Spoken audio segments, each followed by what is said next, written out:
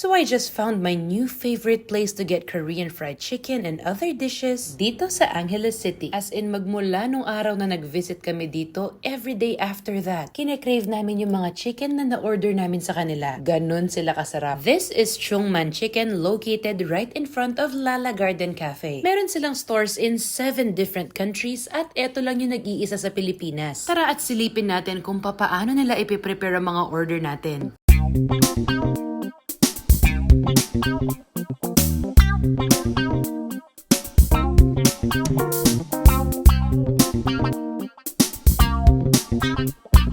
Nako guys, kung nandito lang kayo, maaamoy nyo kung gaano kabango itong mga niluluto nila. Lalo tuloy kaming natakam. Paano ba naman they make sure that everyday they use fresh chicken at yung mga ginagamit nilang sauces at iba pang mga pampalasa ay imported to make sure na ma-maintain nila yung quality. Eto at kumpleto na lahat ng orders natin at syempre dahil medyo nag-uulan na, inuna talaga natin itong fish cake soup. Napaka-comforting nito, very savory and tasty yung soup, tapos good quality yung mga assorted fish cakes na ginamit nila. Kaya talagang ma-enjoy nyo. Okay na okay din yung mga side dishes nila. Meron tayong pickled radish, fried garlic, at cabbage salad. Tapos eto na yung star of the show, yung mga flavored chicken. Unahin natin itong soy tiku. I would say sweet soy yung flavor profile nito. At pagkatapos nilang kinote yung crispy fried chicken sa kanilang sauce, ginrill din nila sa charcoal kaya talagang nag-develop yung flavors. Etong susunod naman ay yung snow onion. So yung crispy fried na boneless chicken with that generous amount of sweet and tangy snow sauce. Tapos ang dami-dami niyang onions on top. Ang sarap nito guys. Yung pagko-complement ng mga flavors and textures, napaka-solid niyan. Ito naman yung monster Pringles. It's very cheesy without being salty with just a little bit of spice. Gustong-gusto raw itong ino-order lalo ng mga may kasamang kids. Up next, meron tayong tteokbokki pero ibang-iba to sa lasa ng mga na-order natin sa ibang Korean restaurant. Kasi yung sa kanila ay rosé tteokbokki. So it has that slightly sweet, creamy tomato-based sauce. Alam nyo ba,